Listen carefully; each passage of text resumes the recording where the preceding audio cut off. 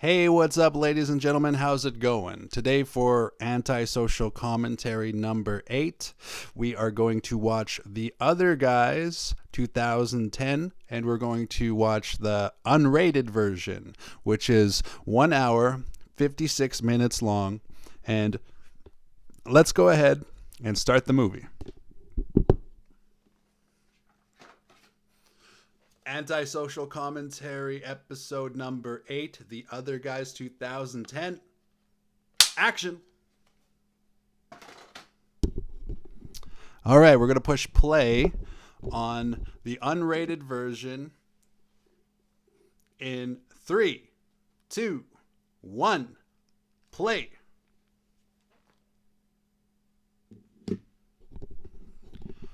All right, there we have it, ladies and gentlemen. We are starting out 1 second behind this timer behind me, and during somewhere in the middle of my timer, for some reason it lags out or it jumps ahead. So as far as the timer goes, it might be a little bit ahead, but overall, if you pushed play at the exact same time that I push play, we'll be watching the same movie together. The last episode that we did was of The Perfect Storm. Today we are doing the unrated version of The Other Guys because The Perfect Storm was way too emotional, and today I just want to take it easy. So let's have some fun today.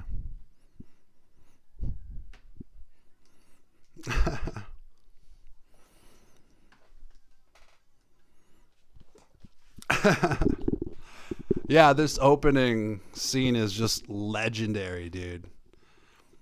Can't remember the car they are driving. It's like a 1971 Chevrolet this or that, but it's a beautiful vehicle, ladies and gentlemen. Love the whole second light thing after it gets shot off the top of the vehicle there. And yeah, this particular movie, for Adam McKay, he spoke of buddy cop movies being a dead genre, and he wanted to bring back the buddy cop genre with this movie. And yeah, he definitely succeeds, but at the same time, I don't think the buddy cop drama or the buddy cop comedy, I don't think any of that has ever gone away, and I don't think any of that will ever go away. Yeah, obviously Samuel L. Jackson is one of the greatest actors in the world, and so is The Rock. He's awesome too, but it's like the charisma in the opening scene of Samuel L. Jackson just makes this movie hang on to you that much tighter. And the action sequences are just amazing. The stunt supervisor's name was Brad Martin. And they filmed this scene with the Chevy going through the window at least twice. And Brad Martin said in an interview that the action is a lot like Beverly Hills Ninja, because it's like action and when it needs to be action, and then funny when it needs to be funny. So it's just a perfect balance.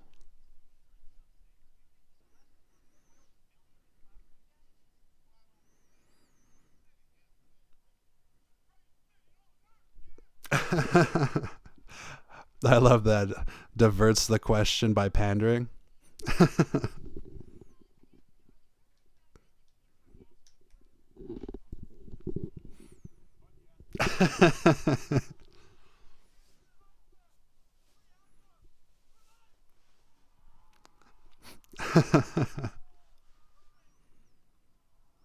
Love that hot dog vendor guy. It's funny.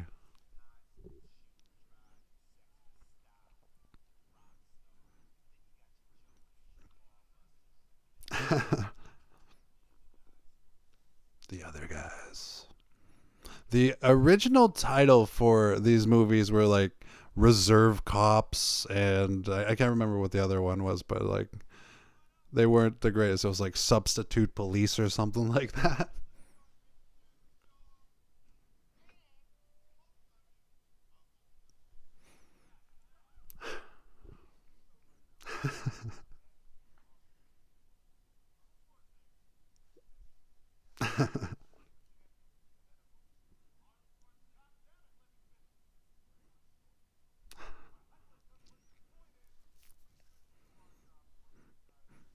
The Rock, Sam Jackson, so awesome.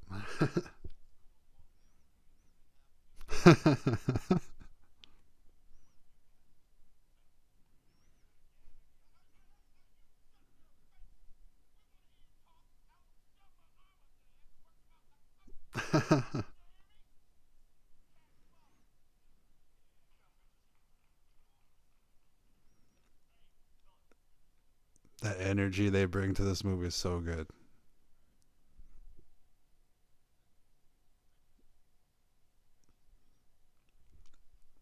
Michael Keaton said in an interview.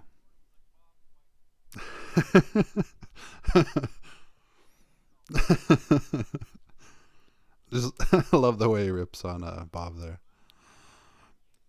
But Michael Keaton said that, like his character working in Bed Bath and Beyond. He said, if that's the only joke in the movie, I'm in, which is awesome. The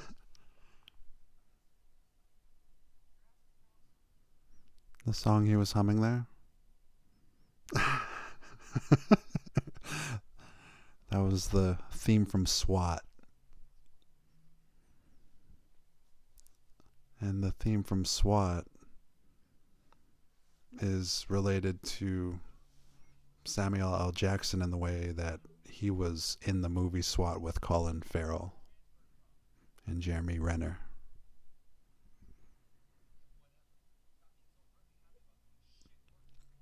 The movie SWAT was awesome.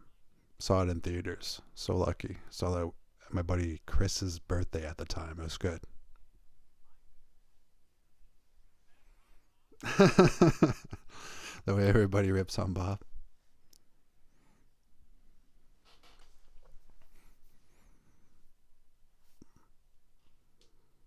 So director Adam McKay was a sketch writer for Saturday Night Live.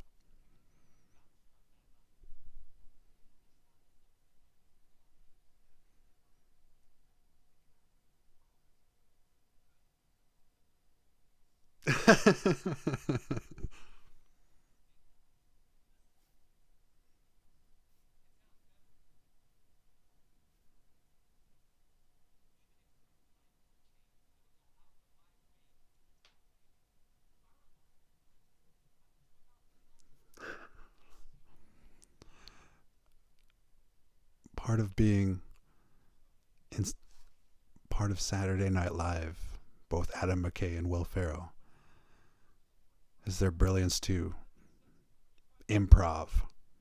This part here is all the genius of Will Ferrell improving.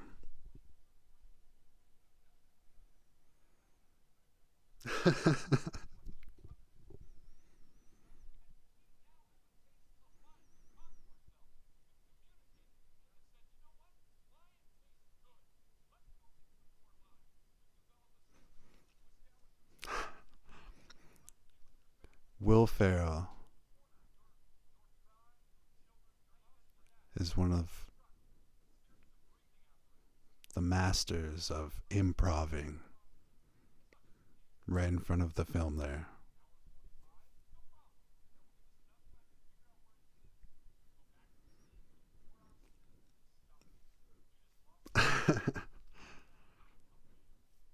My favorite Saturday Night Live with Will Ferrell is either the homeless man who poses for an art class or old prospector, Gus Chiggins or whatever it's called from Saturday Night Live.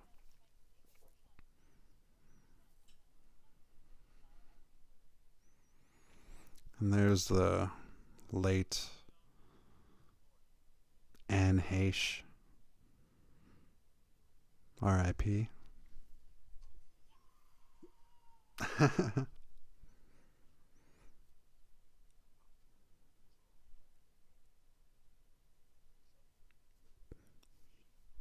Bobby Cannavale.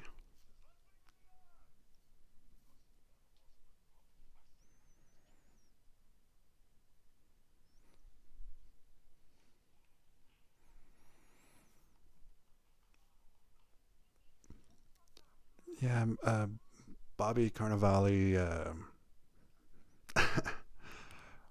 He always has a cool guy attitude.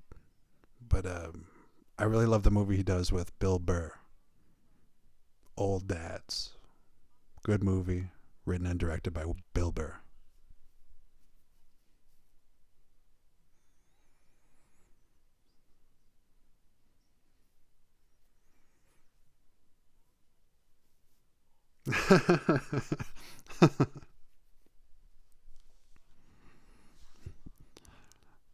And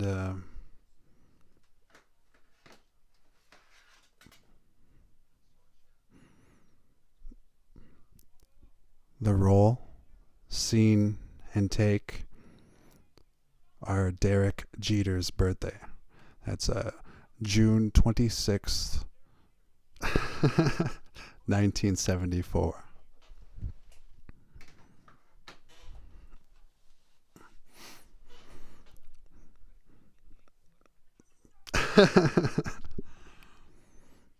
Derek Jeter is a legend in New York City baseball, right? New York Yankees.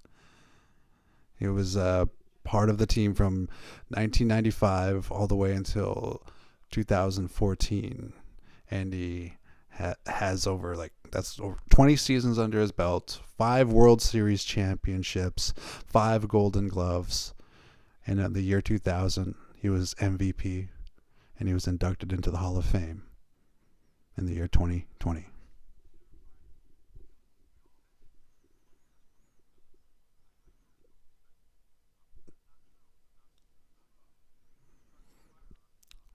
Those two people messing with Will Ferrell, Rob Riggle, the white guy, and Damon Wayans Jr.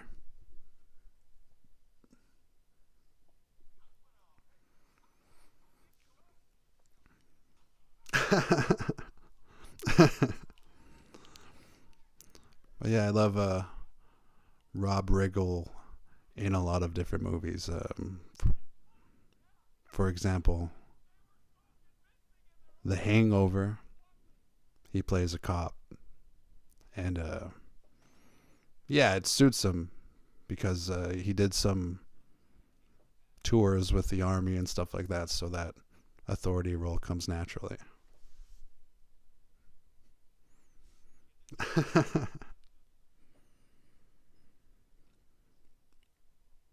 Keaton is brilliant in this movie. Like any other movie, which which by the way, we'll be exploring some Michael Keaton movies later on, such as Batman. But another really good role with Michael Keaton is called The Founder, about Ray Kroc, the guy who basically exploited the idea that the McDonald's brothers had by making McDonald's like the biggest restaurant chain in the world. Very good movie. Check it out. I still say the line, got time to lean, got time to clean.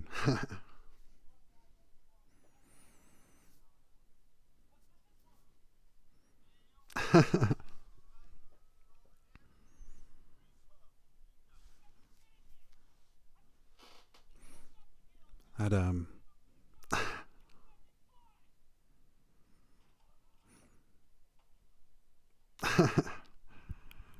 Yeah, I love how much of a hothead Mark Wahlberg plays in this movie. I only got that autograph until Sunday, then I got to give it back.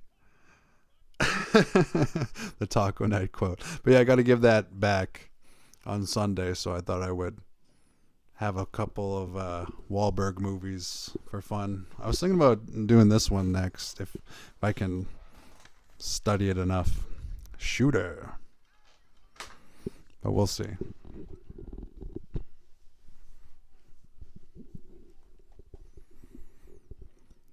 Samuel L. Jackson actually worked with Michael Keaton.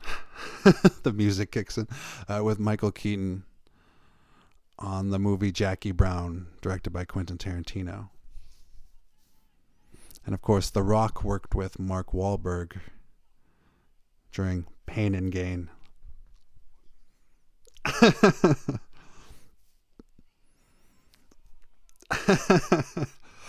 The two stuntmen right there. Just one second.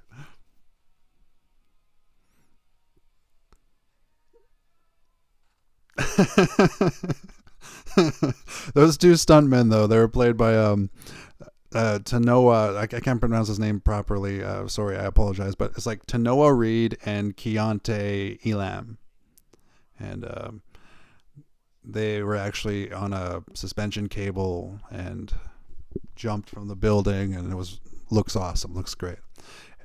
And that part, that part is hilarious. I remember when my brother and mother, they watched this comedy a long time ago, and they were telling me that they didn't see that part coming, right?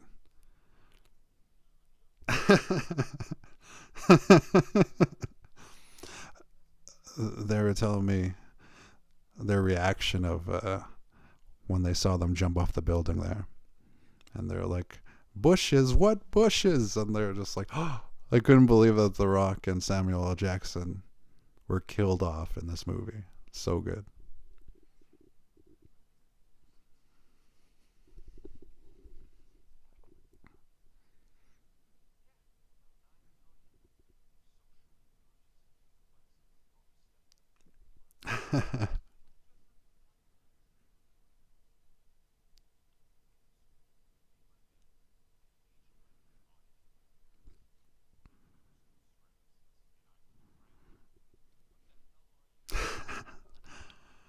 Yeah, Damon Wayans Jr.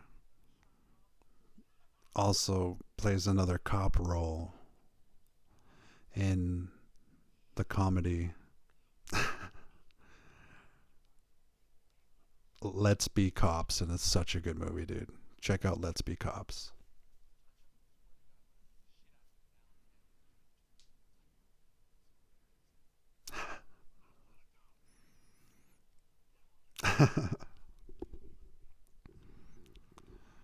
Yeah, Rob Riggle is hilarious. I like him in Step Brothers, which is also directed by Adam McKay.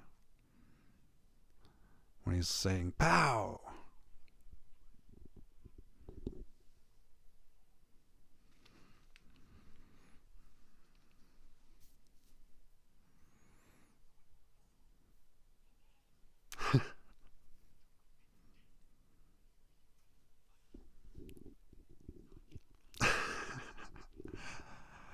The whisper yelling is hilarious.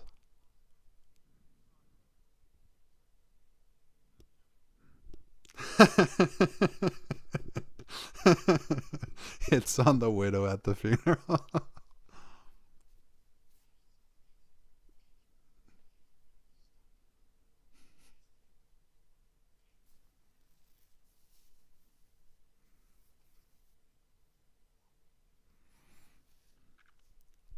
Yeah, talent runs deep in the Wayans family.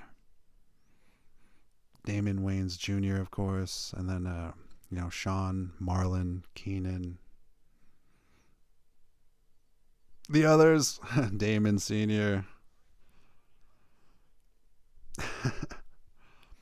Like that In Living Color stuff. And what's his name? Marlon has a really good special. I can't remember what it's called. I think it's called Good Grief, but I think it's on Amazon Prime. I think Marlon Wayans. I believe it's called Good Grief. Go check out his stand-up comedy special. He's so good in that stand-up comedy special, and it's very touching because of well, check out the special and you'll see. Good Grief, Marlon Wayans.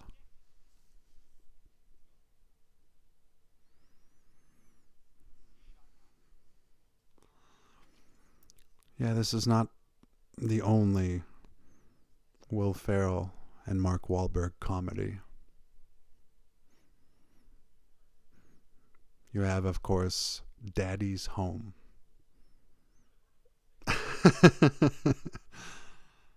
Daddy's Home is a really good comedy as well.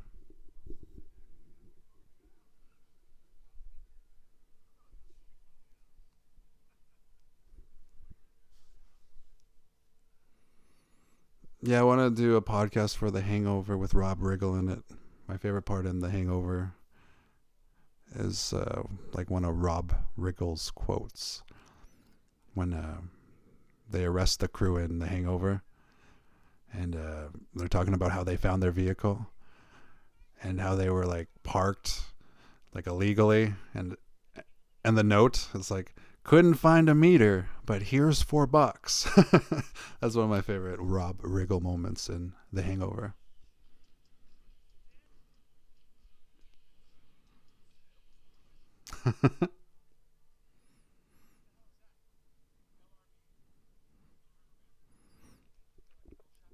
Little River Band has a song called The Other Guy,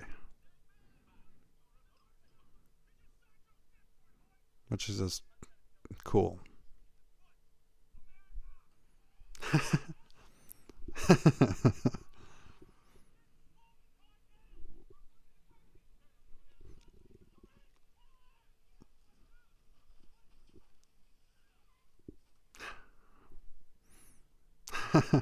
Runs over the body.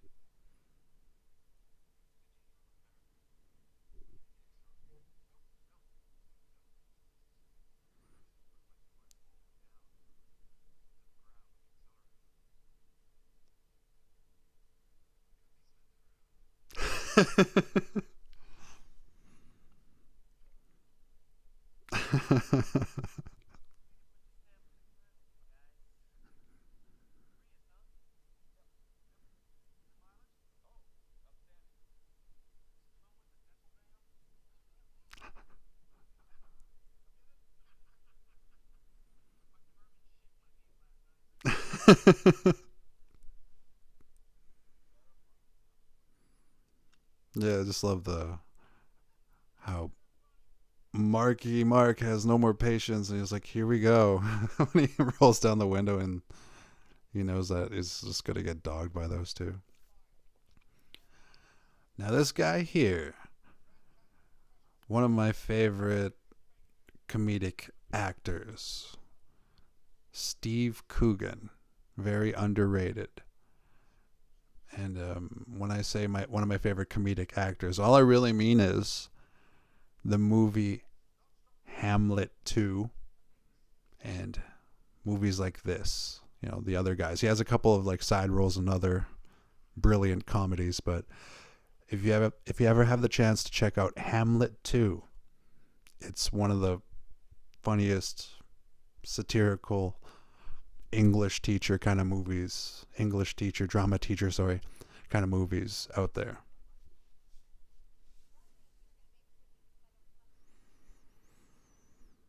Anne Heche looks hot with her hair like that.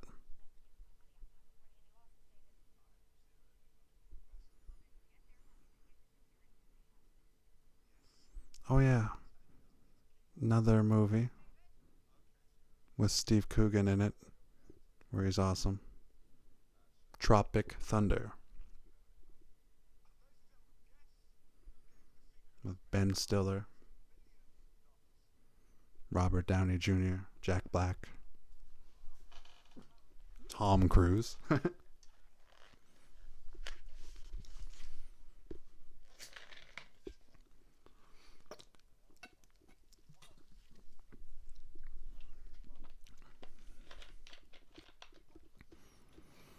So this movie was made in 2010 for $100 million, and opening weekend they made 35 million, and then in Canada and US they made 119 million, and then worldwide 170 million. So it's relatively a success.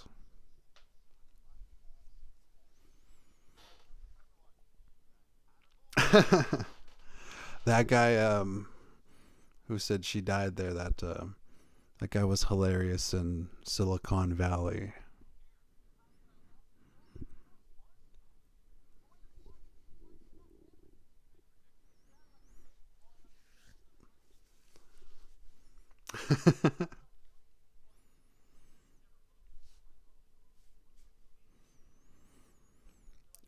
Yeah, the script was actually really short, because when Adam K writes, it seems like this is just from speculation.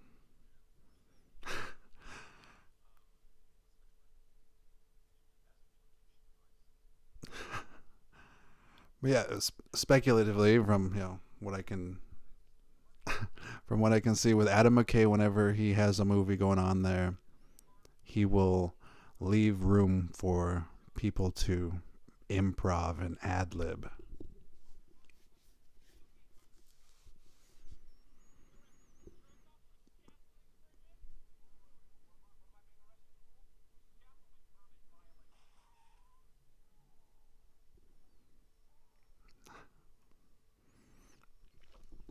But yeah, the stunt supervisor Brad Martin, like I think I already said this, he was told to make the action sequence look real, like that car crash looked really real. I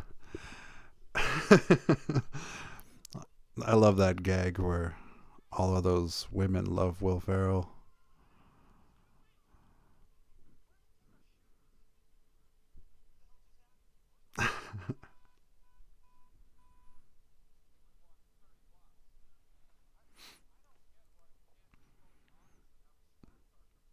Yeah, this film, a lot of it takes place in New York and stuff like that, but can't remember when it is. There's a skyline part of Boston. I think it might be when Ice-T is narrating.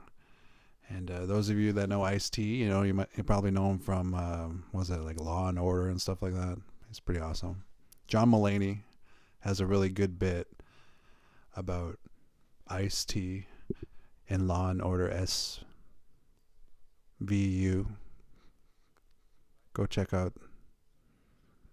I can't remember which John Mulaney special it is, but they're all good. Go check out his specials. But yeah, the narrator Ice-T, back in the day, back before I was even born, has got a lot of money from his rap career, and his debut album Rhyme Pays. And my favorite song is 6 in the Morning.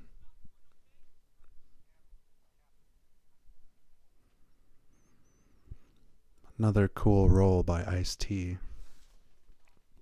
that I like is the movie Mean Guns with Christopher Lambert.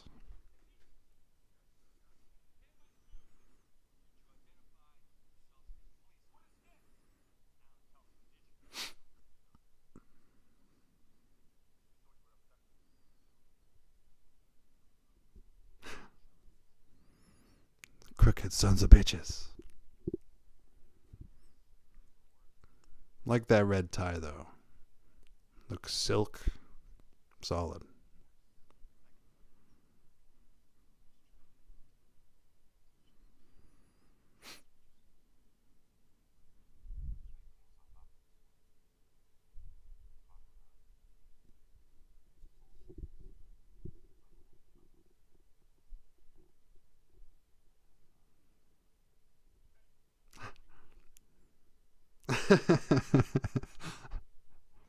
Michael Keaton, such a legend, dude. Such a legend. One of my favorite movies that I watched with my brother Z had Michael Keaton in it, and Dylan O'Brien. The movie was called, if I remember correctly, American Assassin. And Keaton plays the teacher assassin.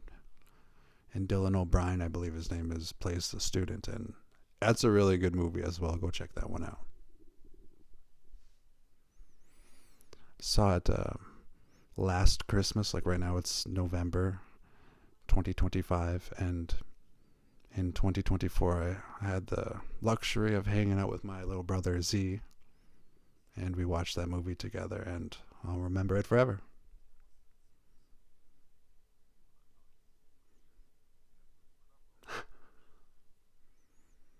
Deer. The hoof. The hoof.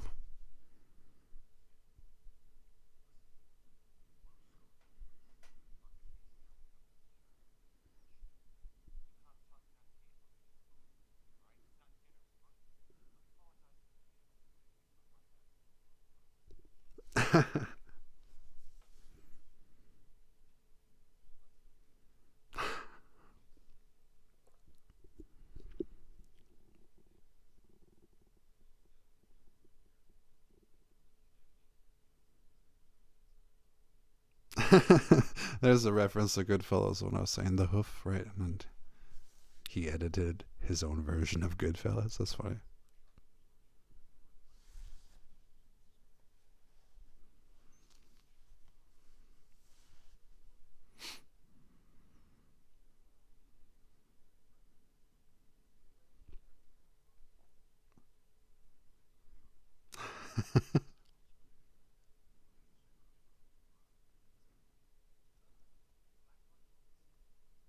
Good old Maroon 5. She Will Be Loved. That's the only song I know. The beautiful Eva Mendez. Eva Mendez? Eva Mendez.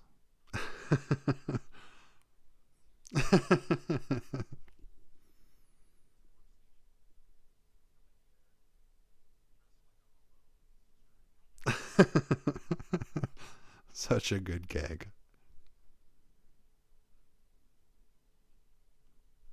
Yeah, Eva Mendez and Will Ferrell were actually in a movie together. One of the best Saturday Night Live movies, which was A Night at the Roxbury. She played one of the bridesmaids that talks to Richard Grieco in A Night at the Roxbury.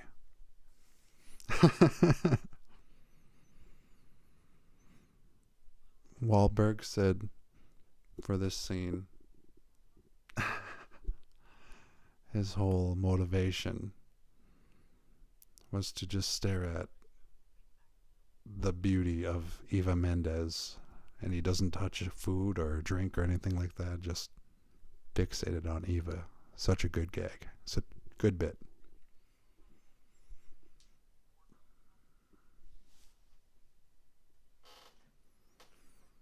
I liked Eva Mendez in Training Day, when she's all like naked on the bed with money and shit like that.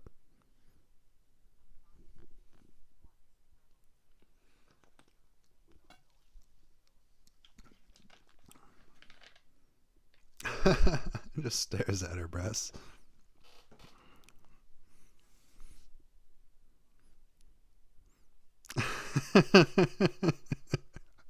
There's almost tears in his eyes. It's so funny.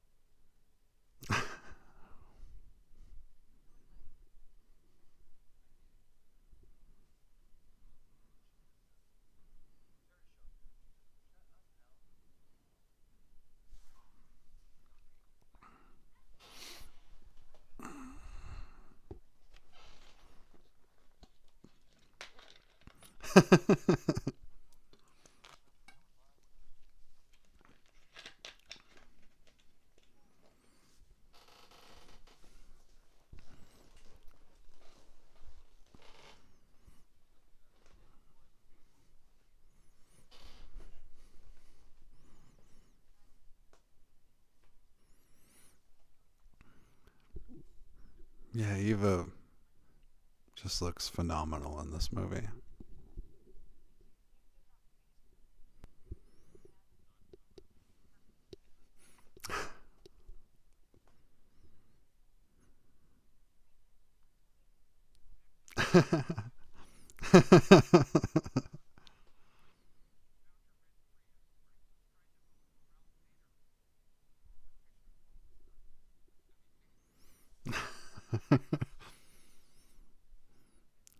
Dispatcher guy cracks a joke. Found his Prius. I was voting for Ralph Nader.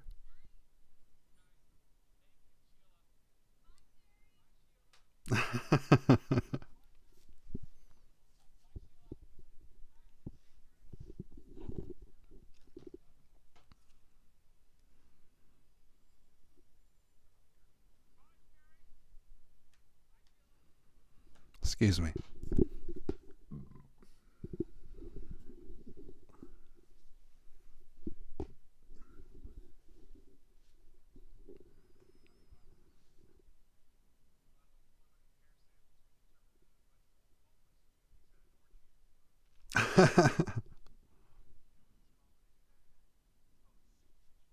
This is a good punchline.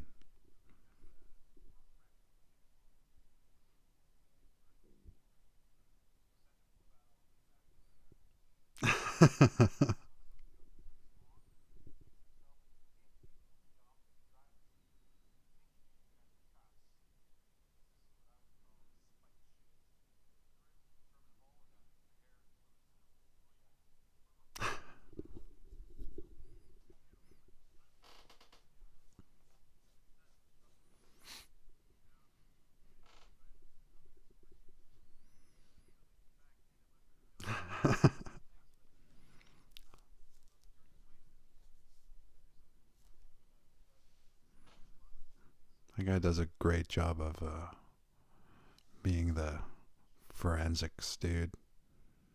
He's cracking jokes while he does it.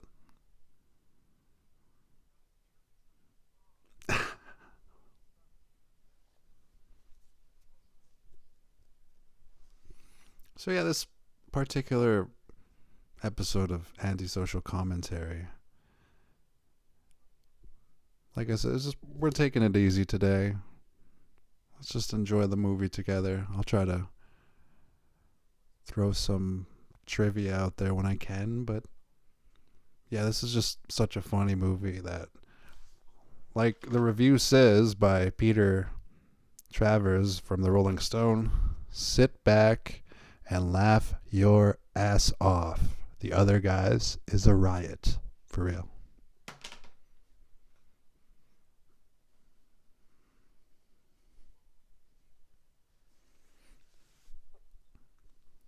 I would consider this a 5-star comedy from the year 2010, but also like there are so many other movies in 2010 that were just like awesome, dude.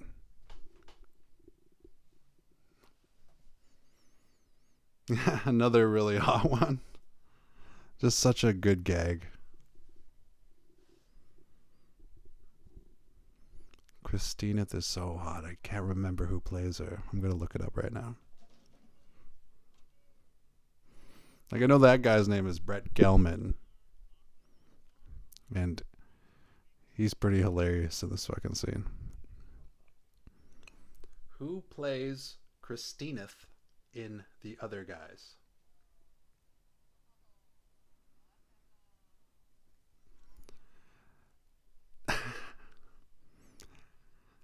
Natalie Zia. Yeah, she's as beautiful as Eva Mendez.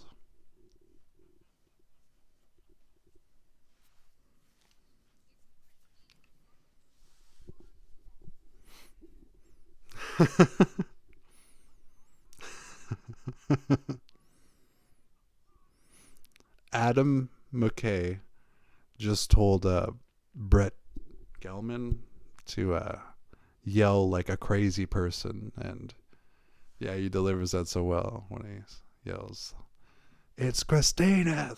So good.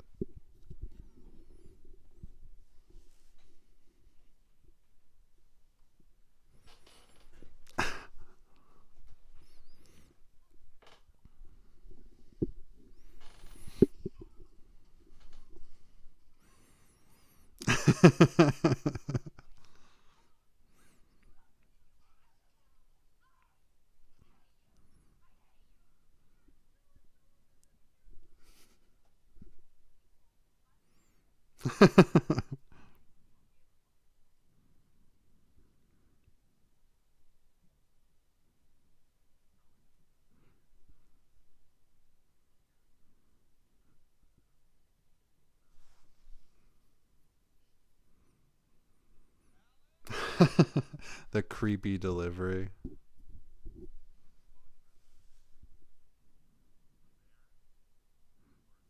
The creepy delivery of Brett Gelman is hilarious. As Hal.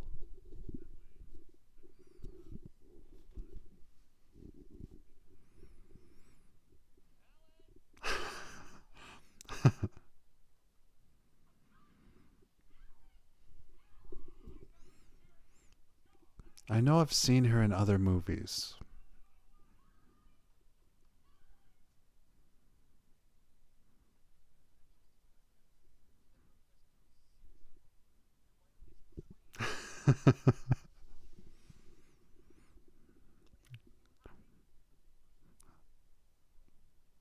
I love the way Terry can't even focus on the case. That he's so puzzled by why these women love Will Ferrell so much. It reminds me of people who are like, "What did Darren's baby mama see in him?" I have that Will Ferrell quality when it comes to my baby mamas, I guess. Once upon a time.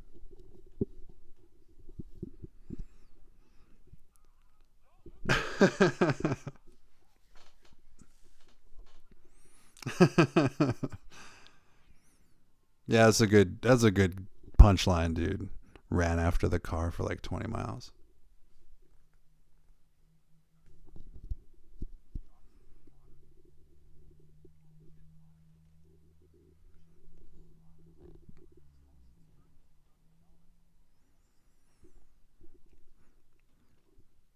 There's a woman who claims she cracked the lottery algorithm so much to the point where she has about $21 million of earnings playing the lottery.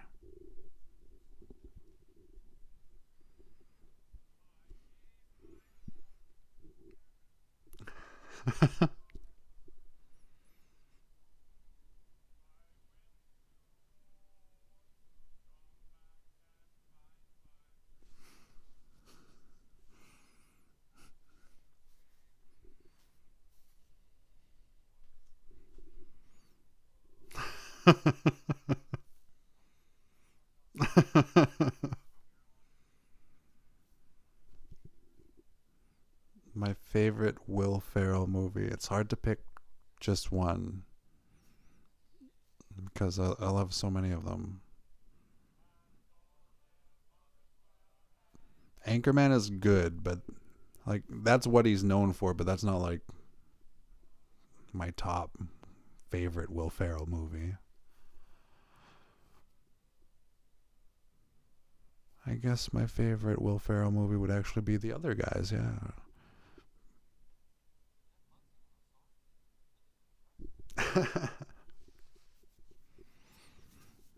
Yeah, Mark Wahlberg, of course, known for having pretty positive energy in his music, I suppose. When he was Marky Mark and the Funky Bunch.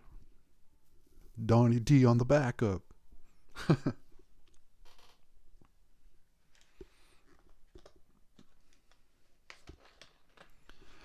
Another good Will Ferrell movie.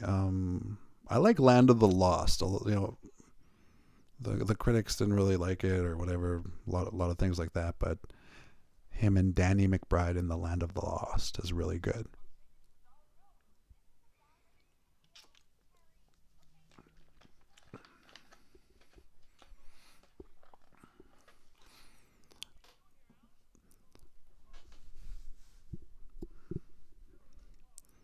Dramatic Will Ferrell movies. Everything Must Go is a good movie. Will Ferrell plays an alcoholic in that one. My favorite drama Will Ferrell has definitely got to be Stranger Than Fiction. That's more of a dramedy with Dustin Hoffman. That's a good one.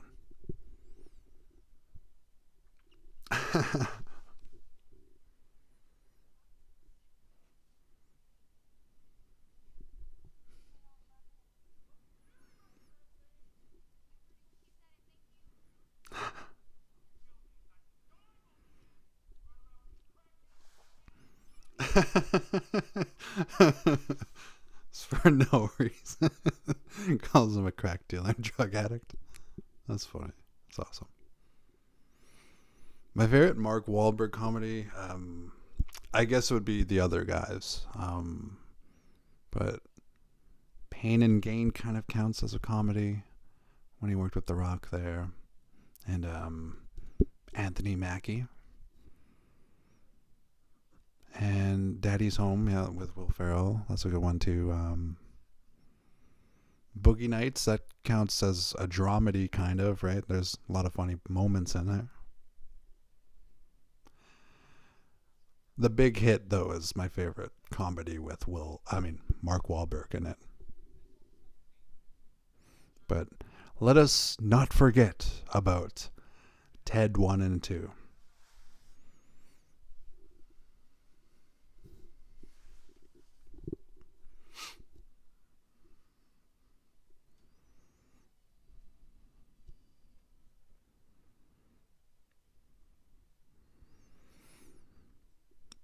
A fun side role that Will Ferrell had in a show. Um, Ashley Schaefer BMW. I think it's Ashley Schaefer. Ashley something BMW in the show. Eastbound and Down. That's my favorite role of Will Ferrell's as a side character in a TV show. Eastbound and Down with Danny McBride. Very good show.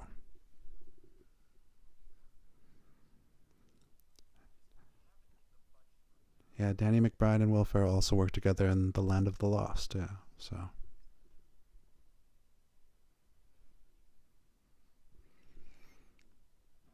Oh, I almost forgot.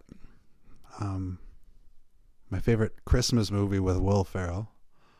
Yeah, it's not Daddy's Home, but it's Elf. Elf. ELF. You know, Elf. When he gets to act with the late great Bob Newhart and the late great James Caan.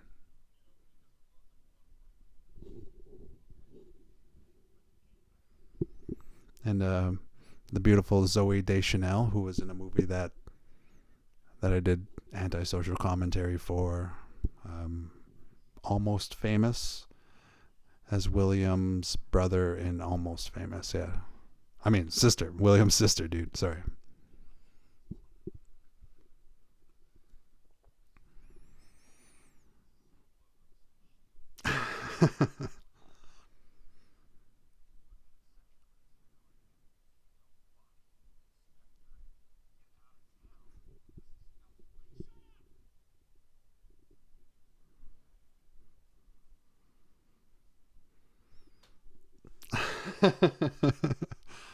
Yeah, the fact that Terry just plays a character that has like no more patience. So good.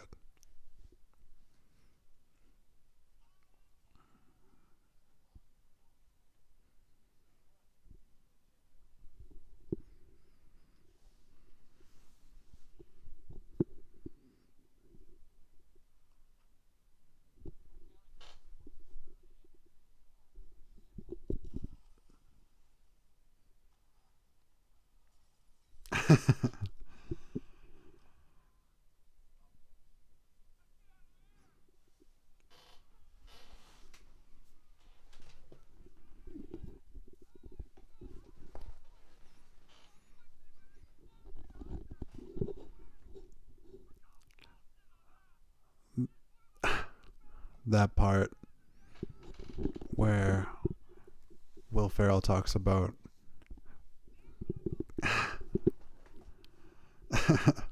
the way Will Ferrell brings up that how do they walk away from explosions in movies? It's a subtle jab also to Mark Wahlberg, who was in the movie Shooter, and in the movie Shooter, Mark Wahlberg walks away from an explosion like it's nothing, right?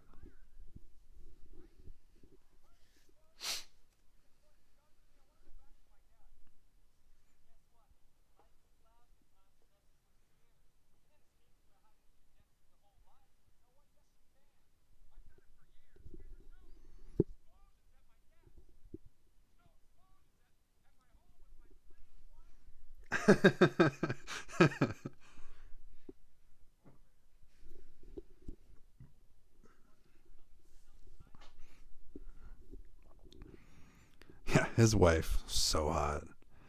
Um, every time somebody has like a hot wife or a hot girlfriend, I always think about what Charlie Sheen says in Two and a Half Men, where for every hot girl out there, there's a guy that's sick of her shit, to paraphrase.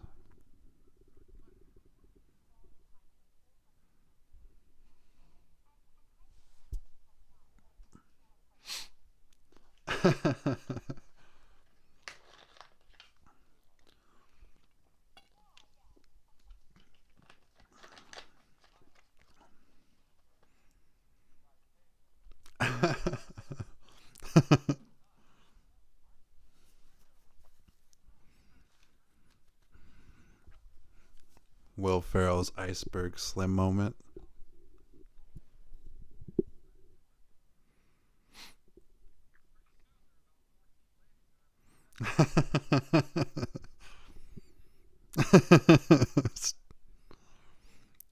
Pimpin' ain't easy.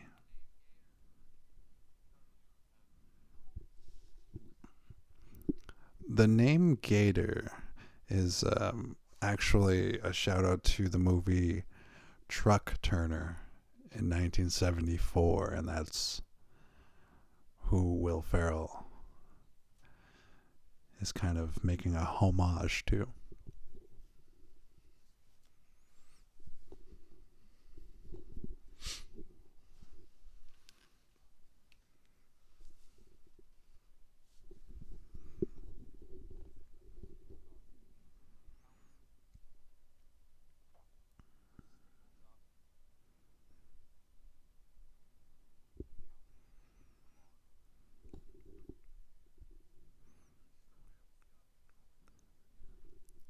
Yeah, Adam McKay saying that the buddy cop movie was dead. I didn't agree with that, but I agree this definitely has a good spirit overall in this movie, and Adam McKay is brilliant in writing and directing.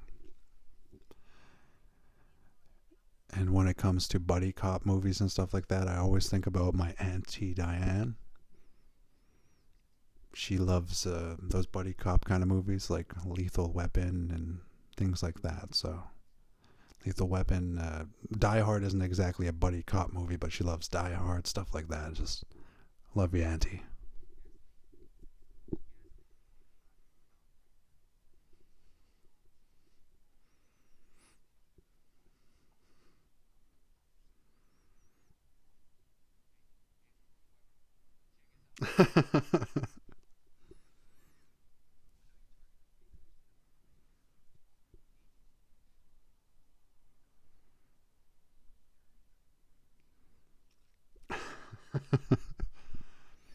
Cucumbers in the water, it does taste really awesome.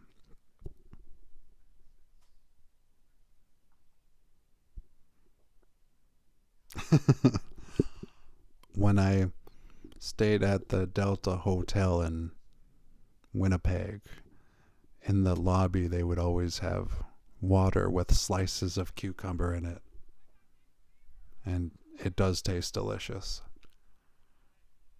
Tracy Morgan and Brooke Shields. And I can't remember what her name is. Why can't I remember her name? She was also in the movie Brooke Shields just call me.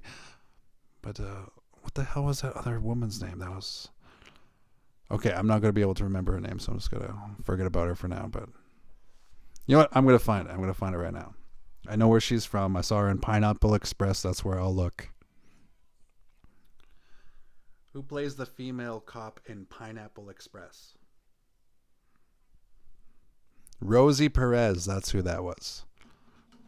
Rosie Perez, Brooke Shields, Tracy Morgan were in that basketball scene.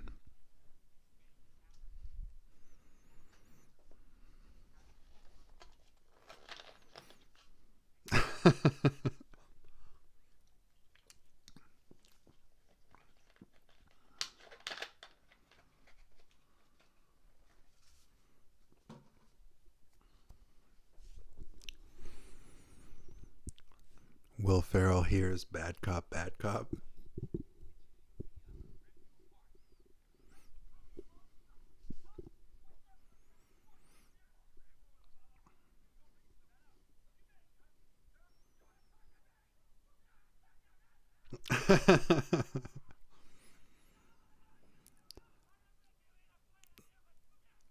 Mark Wahlberg plays a cop in a lot of different movies, but one that comes to mind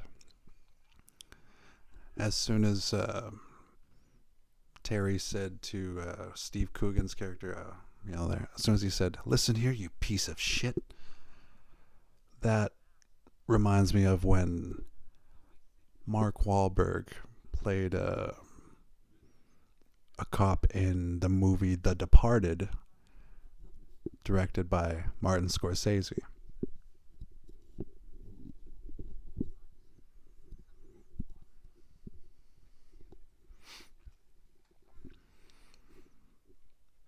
But yeah, I like the outfit that Terry has. They're like, I always wanted to lose some weight and wear a leather jacket with a hoodie underneath it like that.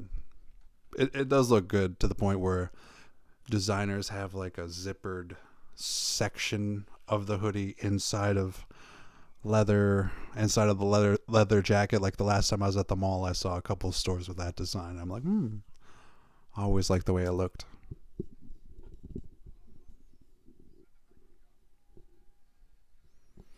And that look actually, if you like, it's a pretty common look, but if you watch the show Brooklyn Nine-Nine, Andy Samberg plays a cop in Brooklyn Nine-Nine who wears that kind of outfit like all the time, and it's a solid outfit.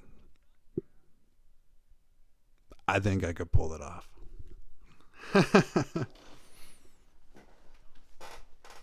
Captain fooling around with his gun.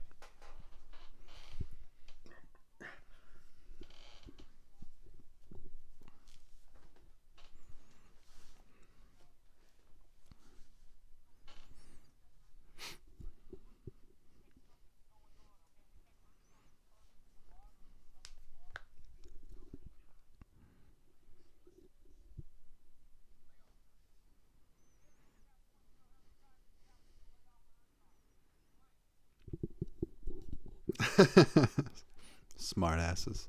It's funny.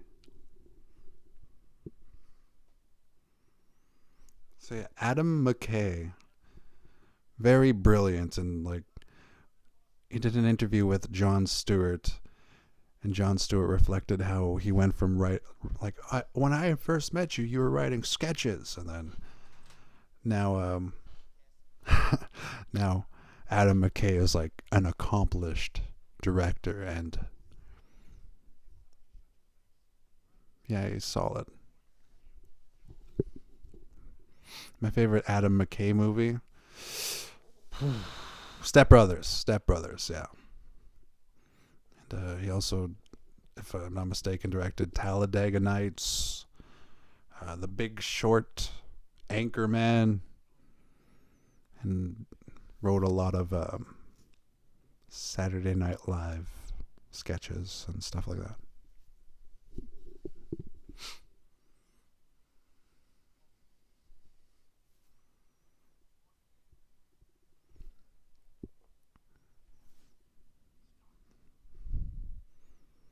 Adam McKay.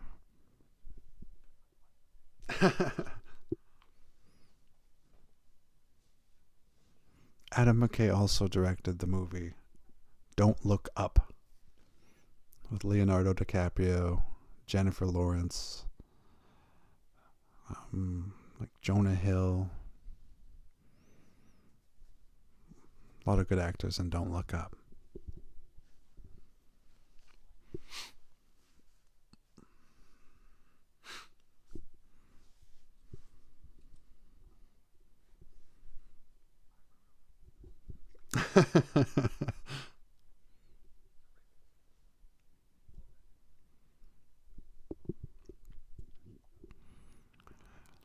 Like, it's funny that it's funny that he, like, you know, demotes his weapon to a rape whistle.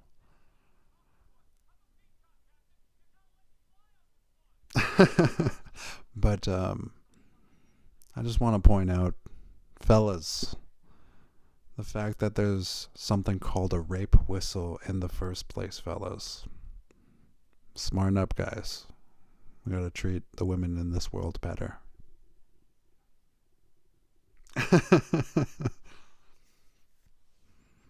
Yeah, the start of those TLC references.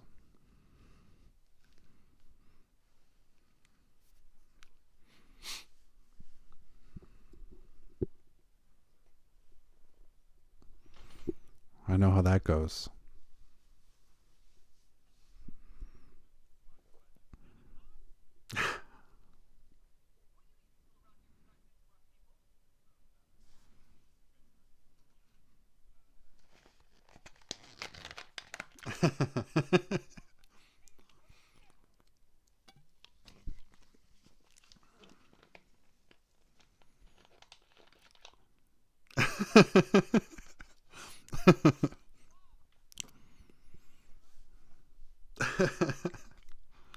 This ruins Bob's day. But yeah, when Terry says, I'm tired of being treated like a jerk for trying to do the right thing, like, fuck, I know how that goes. I've been going through it since 2021, dude. And it's going to keep going until 2029. Oh, another actor from Silicon Valley.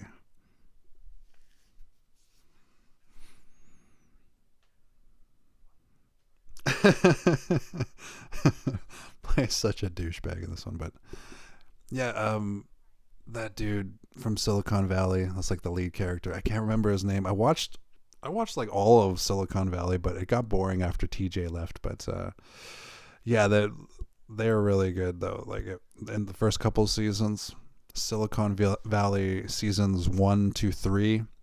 Check those out. I'll vouch for those. The seasons afterwards, meh.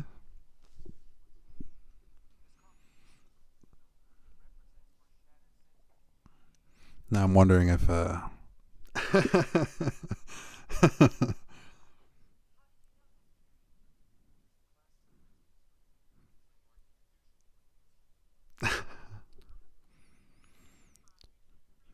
makes me wonder if that other guy from Silicon Valley is in here, Kunal Nanjiani or whatever.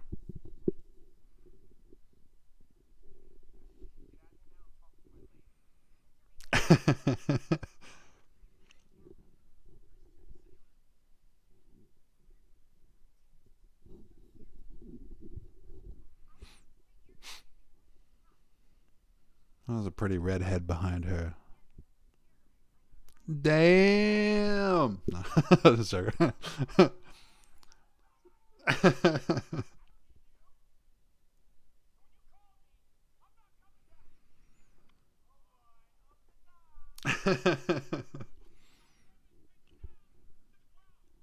Yeah, pretentious art shows like that, like fuck, reminds me of reminds me of the guy who taped a banana to a fucking wall and then like got paid like just so much money for a banana taped to a wall. And I think that's supposed to signify that the banana is going to go rotten and spoil and that nothing lasts forever, even amazing art. And then another fucking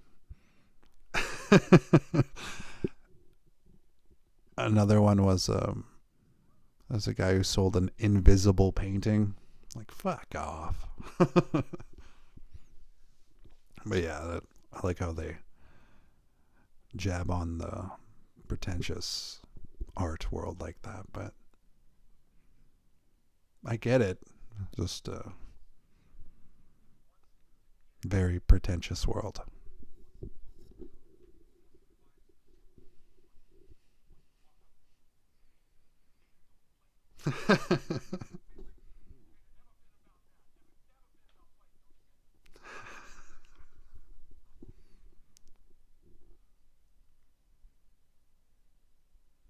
Gosh, she's so pretty.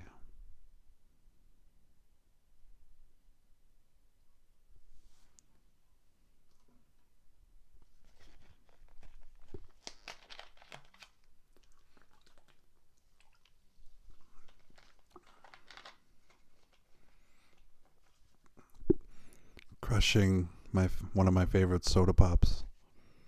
Won't say which one, but you know which one. My favorite of them all is a red cap related to this blue cap.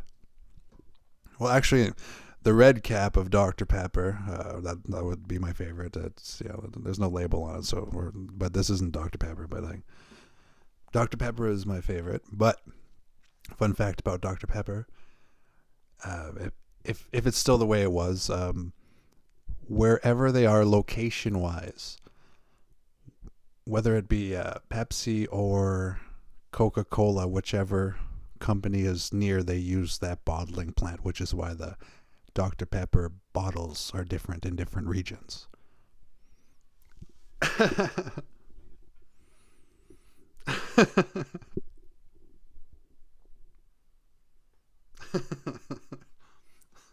Like when he channels Gator.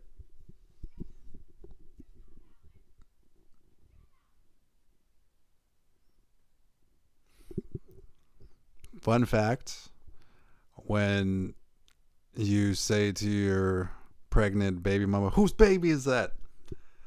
They act just like that in real life. Don't do that.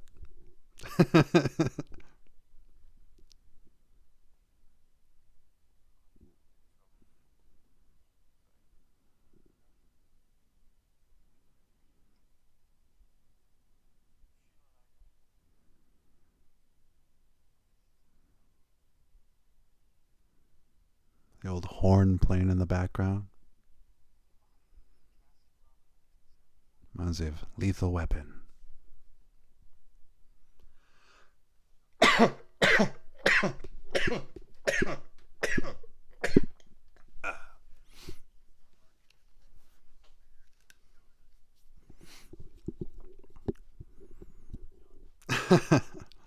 There's the legend himself there. It's the director Adam McKay, if I'm not mistaken.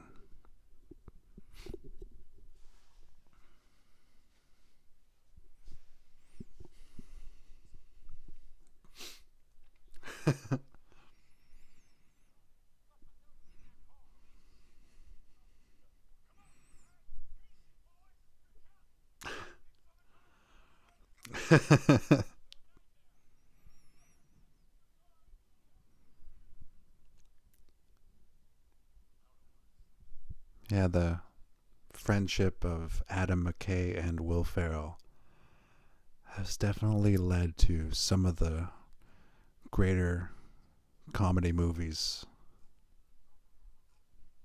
ever to exist so far. The old Black Eyed Peas. Why is he a bee? I'm a bee.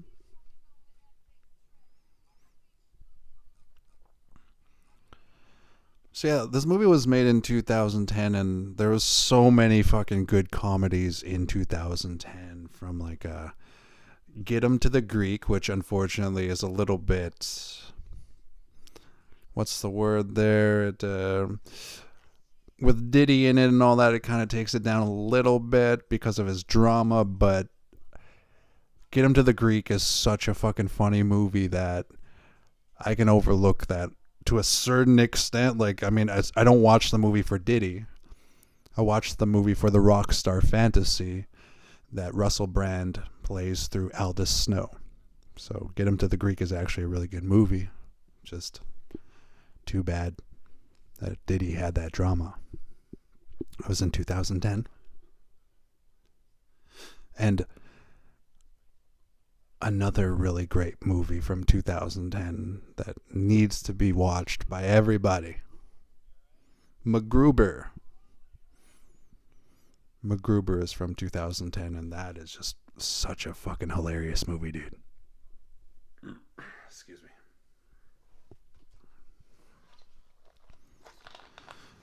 Todd Phillips made a movie in 2010 called Due Date with Robert Downey Jr., Zach Galifianakis. Easy A with Emma Stone. Like, that was more of a chick flick kind of comedy drama where a chick kind of paints herself away, and then she doesn't like the way she painted herself because everybody thinks of her as a easy lady to hook up with and stuff like that. And yeah, it's a decent flick, actually. I saw it when I was in lockup. True story. Is the only thing on the TV, and just a bunch of fucking thugs in the TV room watching Easy A.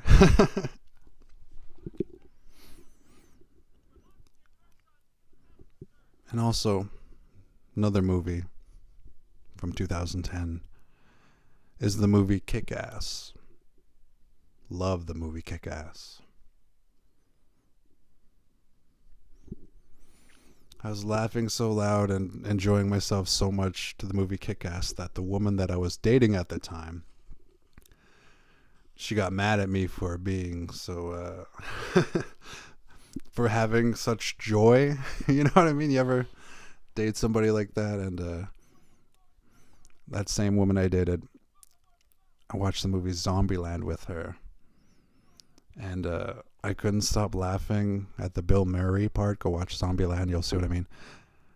I couldn't stop laughing, and she was so mad at me that I couldn't stop laughing. But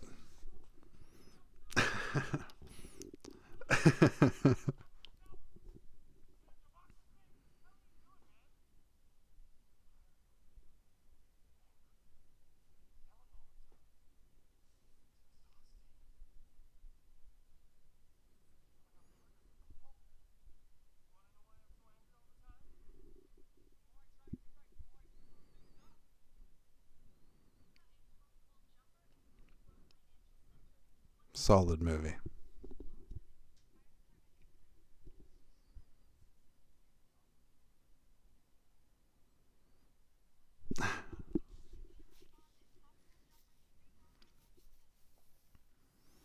But yeah, the first time that I saw the other guys, like I was just, first of all, just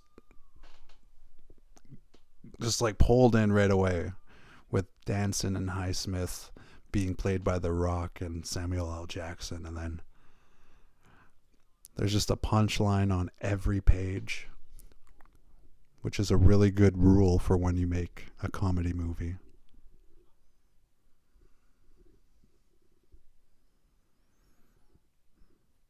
And there's that story arc from the other guys going from desk jockeys to handling their first real case here with Urshan and all that jazz.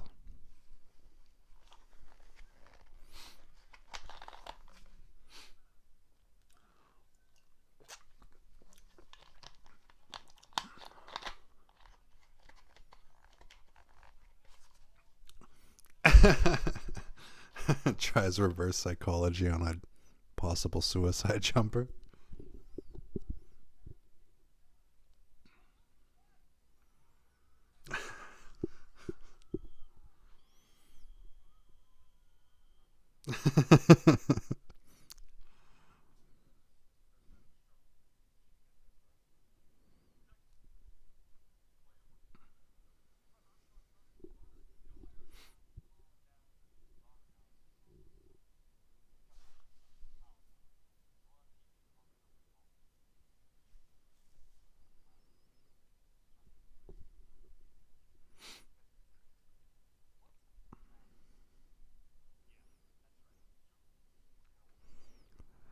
I used to work at a traffic company,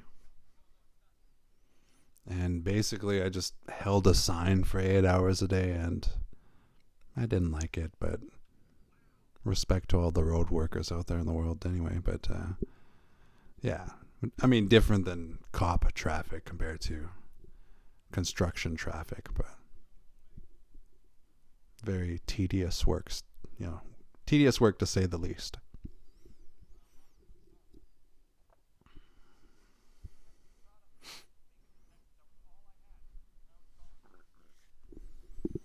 Man, I always wanted to be a detective. Like, there are a lot of Manitoba missing Indigenous women, and that was one of the reasons I wanted to become a cop. And I actually applied in 2020, I believe it was. I sent in a resume and an application to become a cop.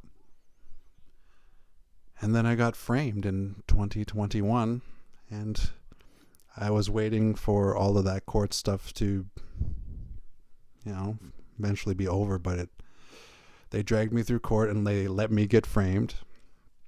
The RCMP let me get framed. And, yeah, I guess it just wasn't in the cards for me to become a police officer and detective the way I was hoping to in my mind, like when I literally filed the application in 2020. But that's what happens when you trust the wrong people.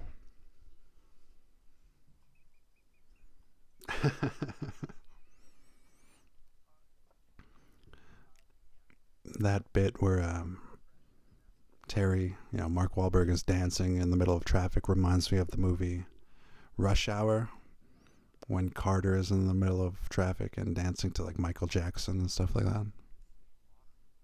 That's another buddy cop movie. That's probably the main reason I don't agree with Adam McKay when it comes to his perspective that buddy cop movies they were dead, and he had to make this movie to rejuvenate it. But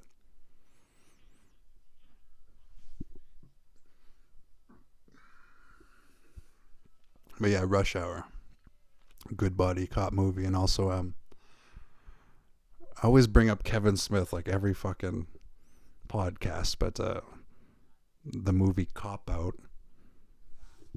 by Kevin Smith has a character in this movie played by there's a cameo in this movie with Tracy Morgan, and in the movie Cop Out, Tracy Morgan is one of the cops, buddy cop with Bruce Willis.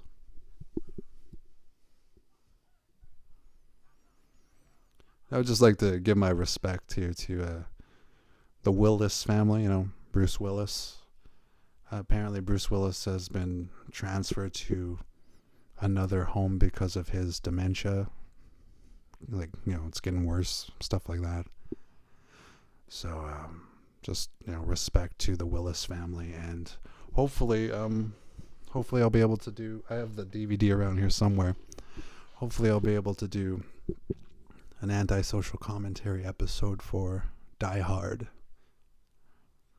for the Christmas season coming up.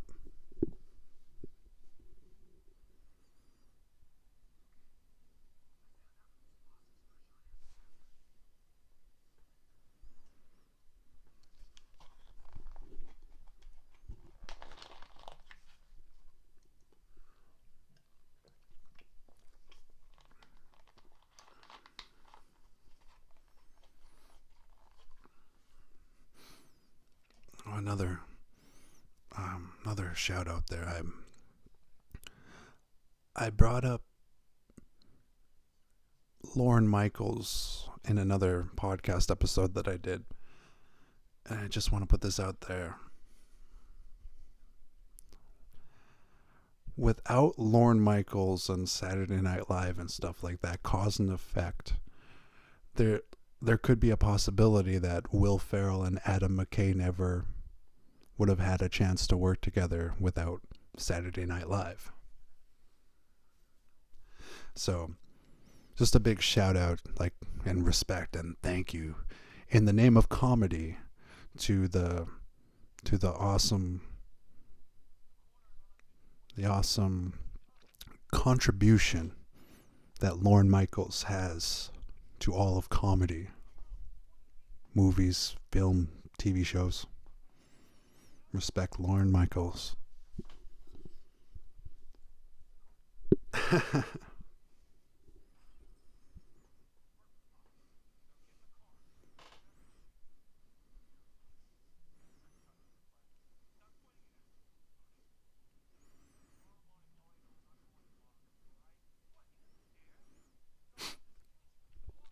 love there was a Sylvester Stallone poster in the background. I think it was like Cobra or something. Yeah, Cobra.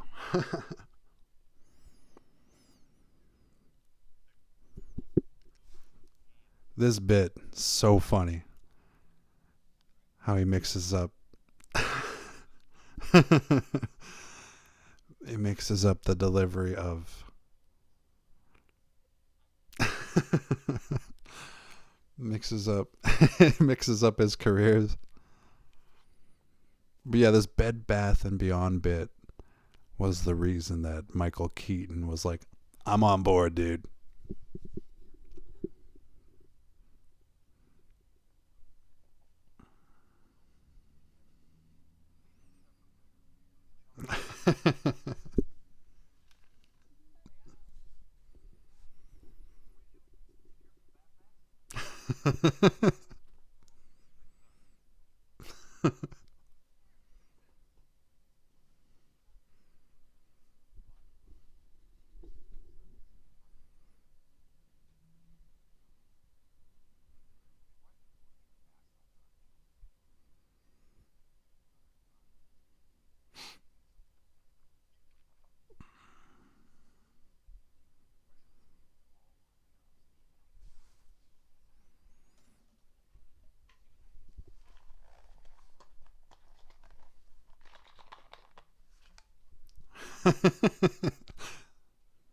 Solid line.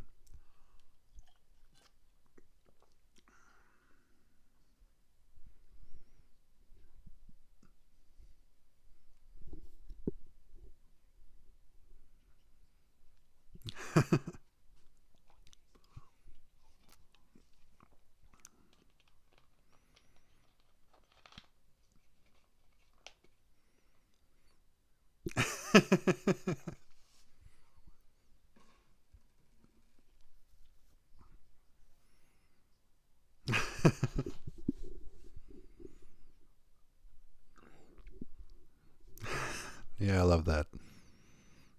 The captain clearly has a secret love for TLC. Just one time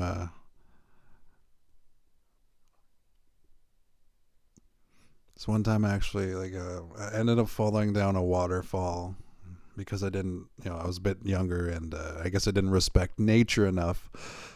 I ended up falling down this waterfall and cutting open my ankle and had to get stitches and stuff like that. And it was just like, yeah. And what made me think about that was my cousin Ryan said, "That's what that song's about, man. Don't go chasing waterfalls," and just made everybody laugh. But yeah, that was a fun day. We went cliff diving that day, actually. And yeah, it was a pretty scary cliff. And, I didn't want any of my friends to get hurt. So I jumped in first. And they were like, "How was it?" I was like, "It's good. Jump on in." And then after they jumped in, I said, "Yeah, I touched the bottom though." Like I touched the bottom when I did my first jump there. And yeah, I touched the bottom of where the cliff was. But as soon as you like get in the water, you kind of push up, then you don't hit the bottom of where we were cliff diving.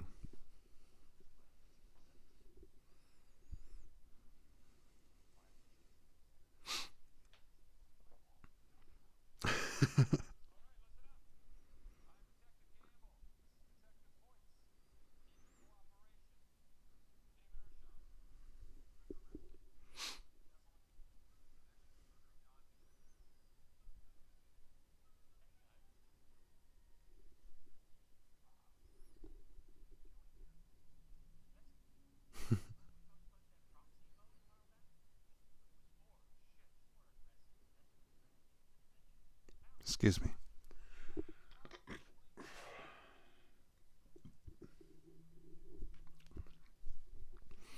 Before this podcast, I ate some of Szechuan dragon flavored rice and chicken.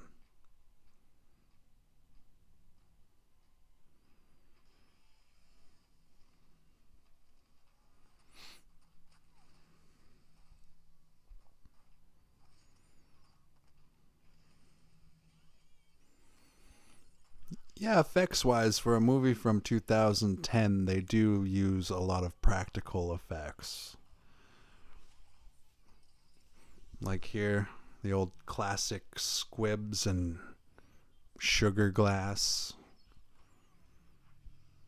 A couple of green and blue screens, but still just 2010 was still the age of the perfect amount of practical meets CGI effects.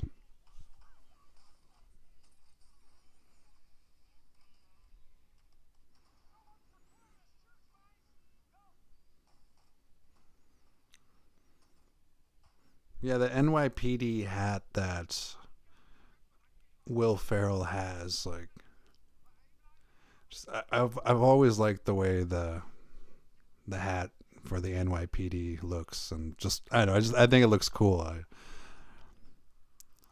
I would wear one if it wasn't for the fact that it represents a police department, and you know if just some regular civilian wears a hat that says NYPD, is that impersonating a police officer? What do you think, huh?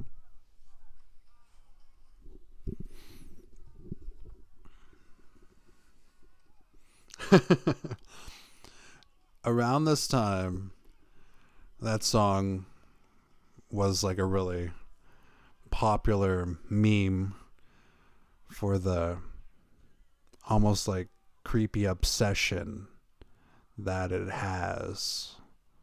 And like everybody was memeing about "never gonna give you up."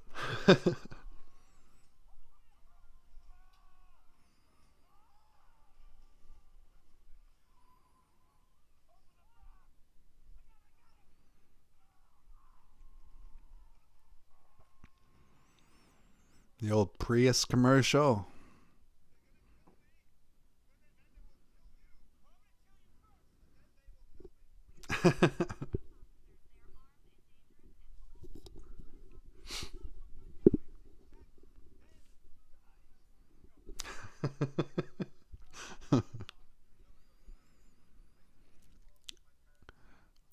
Steve Coogan was in Joker Folie à Deux.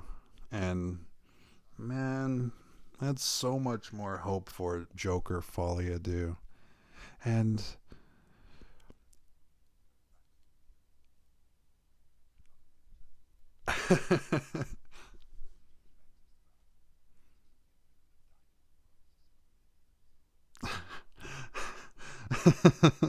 but yeah, Steve Coogan's just such a good actor, and in the movie Joker Folia do, like he does his role well, but just overall the pacing of Joker Folia do was just it dragged on, and like the colors was at first I was impressed by the colors because like there was the umbrellas just like there were different colors and popping in front of the grays and all that stuff, and it looked really good, and like from a cinematography aspect, like director of photography, all that stuff, from that aspect, really good job in that movie. But just that story that Todd Phillips was trying to convey in Joker Folie à Deux, man, just I know that he was trying to kind of go for like what people didn't expect or whatever, and he was trying to make it like a realistic kind of like I'm not the Joker. I was, oh man, but he should have just went into the Batman universe, dude. And speaking of Batman universe, again, I just want to mention how phenomenal Michael Keaton is as Batman.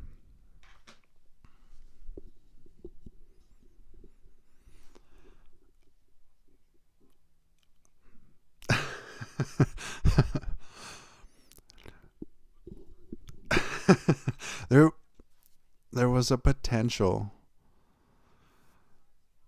connection between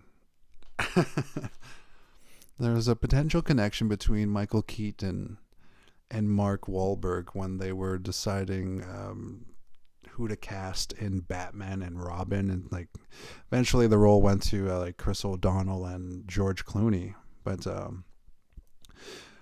potentially I heard the studios were trying to get Michael Keaton to reprise his role and Mark Wahlberg to play Robin. I'm trying to visualize how that would be right now. Nah, man, I'm glad it didn't happen. But just what could have been is kind of a neat, nerdy thing to think about.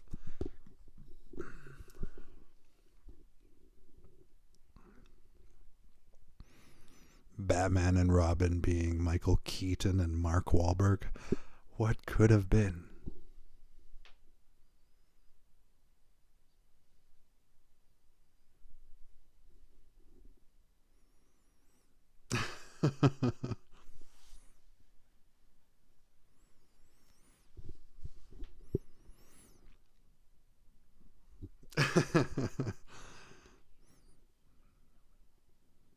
Sweet old lady.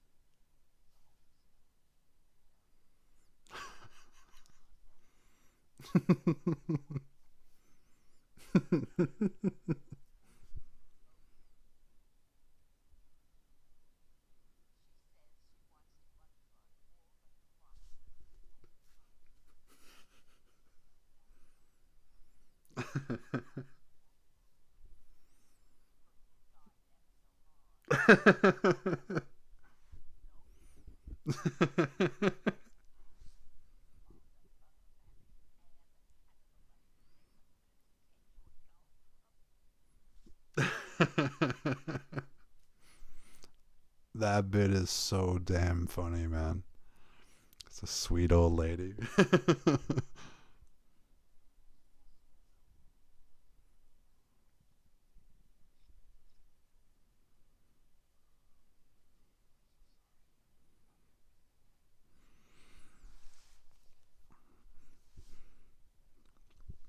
Like his wife is so hot, but like having a hot wife is a double-edged sword for sure. Like, obviously, I want a hot wife. I really do. I really do. That'd be like, thank you, God. Thank you. Like, like that would be so fucking amazing, right? Just like to have like a smoking hot, like perfect 10 kind of wife. But the double-edged sword of it is that a woman that hot, like, just constantly has people trying to break you guys up the entire fucking time. Like one of the hottest women that I ever dated, I was engaged to, and she always had other people trying to fuck her behind my back and shit like that. And it reminds me of the Lana Rhoades story with her and her boyfriend, or I think it's Riley Reid or Lana Rhoades, or one of those ladies there. And they were dating them. The boyfriend or whatever was dating them and whatever. And yeah, everybody was just like, guys, I'm dating her. He was kind of like that. And just that double-edged sword, dude, of having a very hot girlfriend and then everybody else trying to fuck her. And then everybody else being like, well, all's fair in love and war. And just like, fuck you guys. It's like, as much as it sounds awesome to have a very hot wife and hot girlfriend, stuff like that, the temptation that really like perfect top 10 women have, and like they can cheat on you at any fucking time, like that's always in the back of my mind. So that's why it's a double-edged sword there. And just approaching a relationship with a very hot chick with that kind of energy is just kind of like, where's that going to lead, right? So it is a double-edged sword, dating a really hot chick. I've only done it like 5 or 6 times where I dated a really, really hot chick, and every time, dude, I was jealous every fucking time. Every time I got into fights and arguments with other guys, like, hey man, that's my woman. And then, I can't control others and they can't control me. So it's like, if they're going to cheat on you, they're going to cheat on you. It is what it is. But let's go back to this movie here.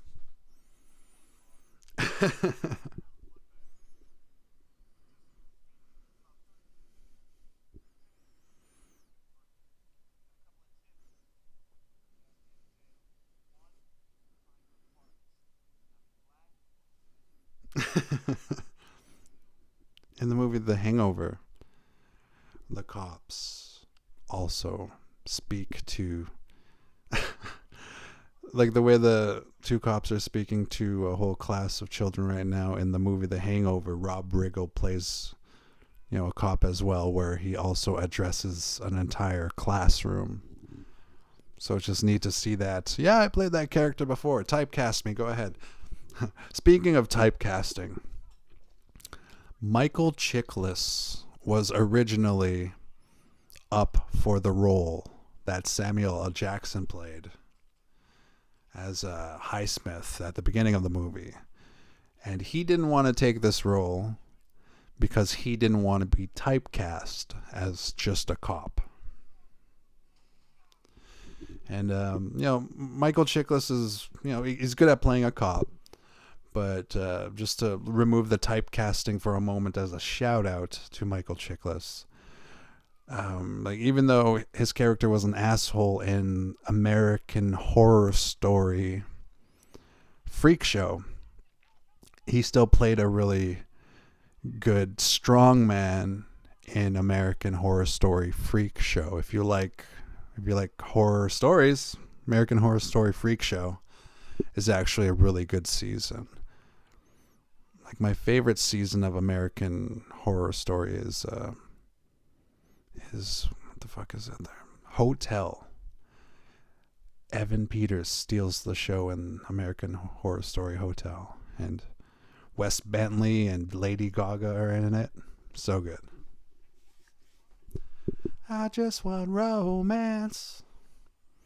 Speaking of Lady Gaga, she was in that Joker Folie à Deux. Like, she did well for, the role she was given.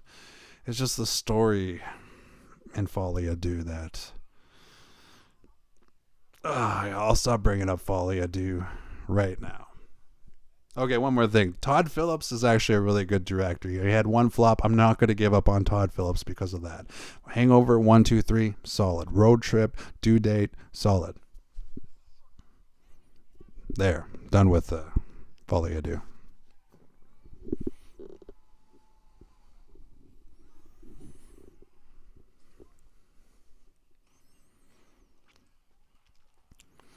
Yeah, that subtle bit where Danson and Highsmith, like, oh man, second one this week. When Danson and Highsmith were ruining just like those sweet sports cars and stuff like that, only for the other guys to have a Prius the entire fucking movie. Like, I think that's funny.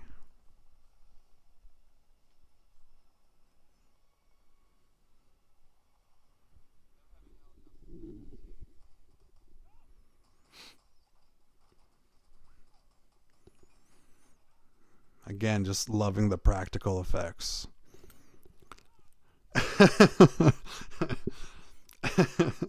Everybody's dream at a driving range for a helicopter to be there and just shoot balls at it for sure. Hell yeah.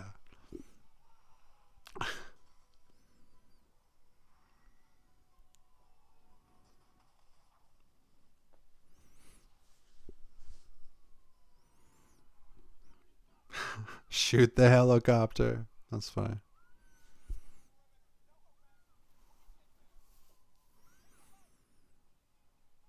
And yeah, like the comedy of Damon Wayans Jr. and Rob Riggle just trying to imitate Danson and Highsmith, like that part is just, it's so funny, man. This movie works on so many goddamn levels.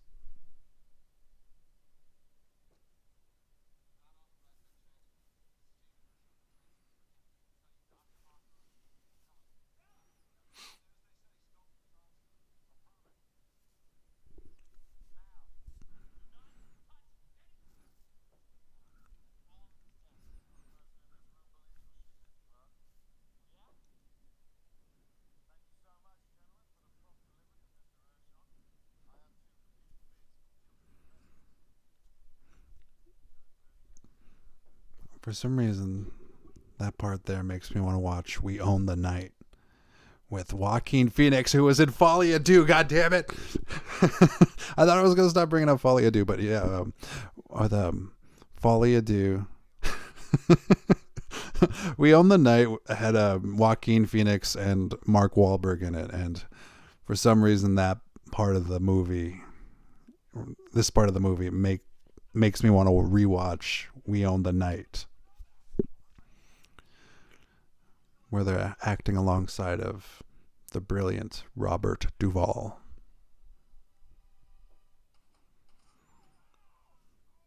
And oh my god, is Eva Mendez in We Own the Night? Now I want to fucking check this out. We Own the Night.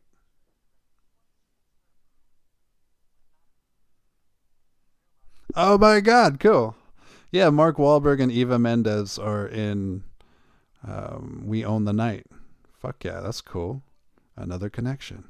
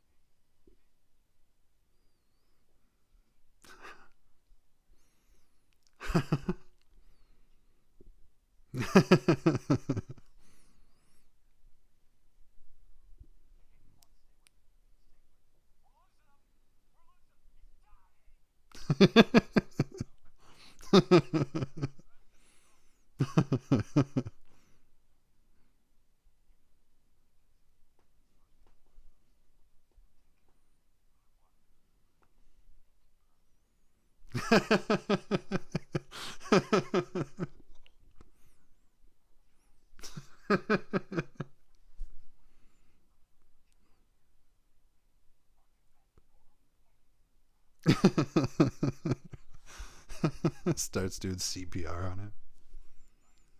And yeah, all those TLC references, so good.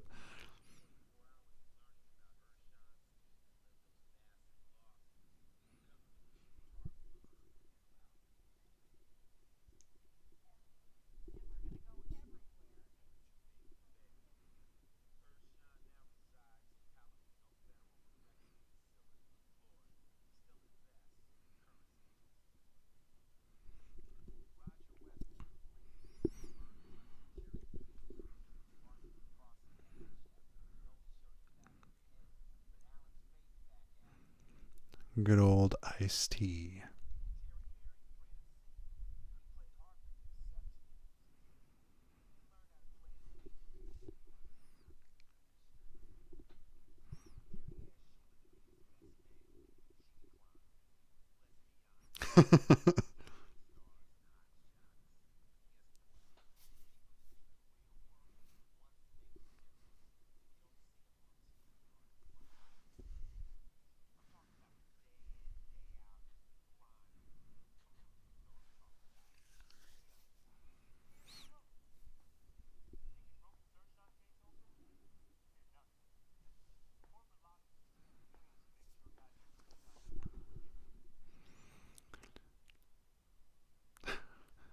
The legend. The legend, Derek Jeter.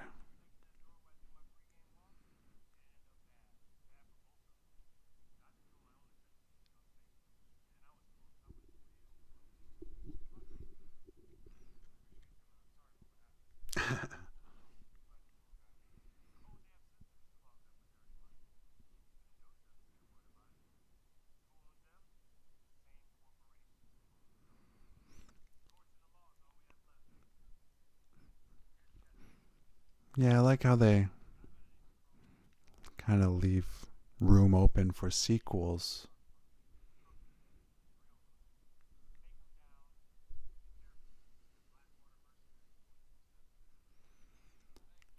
Like, they leave it open for sequels, but they choose.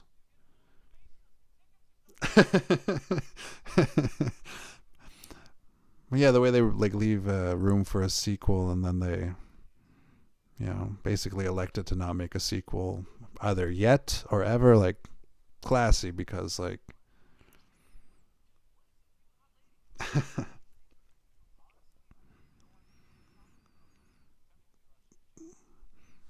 they totally could have done sequels with this movie, and I would have bought into it.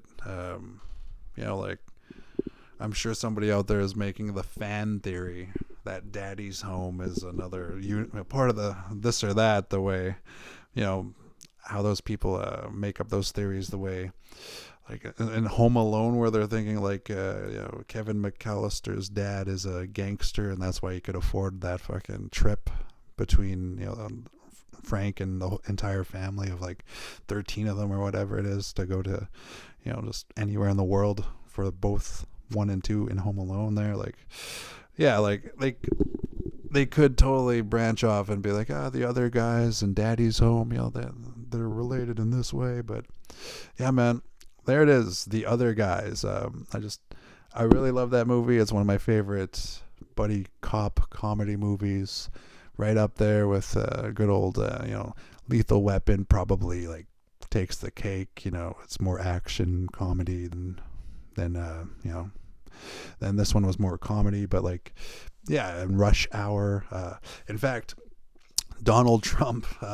President Trump is pushing for more Rush Hour sequels. I don't know where that came from, but I would be on board with that, especially if it's Chris Tucker and Jackie Chan somehow. But it's too bad we have to get old, huh? But yep, there it is, ladies and gentlemen. Antisocial commentary number 8. The Other Guys, the unrated version, starring Will Ferrell and Mark Wahlberg, directed by the legendary Adam McKay. Just another 5-star comedy movie overall, and as far as 5-star comedy movies go, I'm looking forward to doing a podcast for, Todd Phillips's one of his greatest movies, The Hangover. At least part 1. Maybe I'll do the whole trilogy. The whole trilogy is good. Number 3 is not as funny as the first 2, but it does wrap everything up nicely. Okay, so that was Antisocial Commentary, episode number 8. The Other Guys, which we call it 2010. And again, that was Derek Jeter's birthday, June 26, 1974.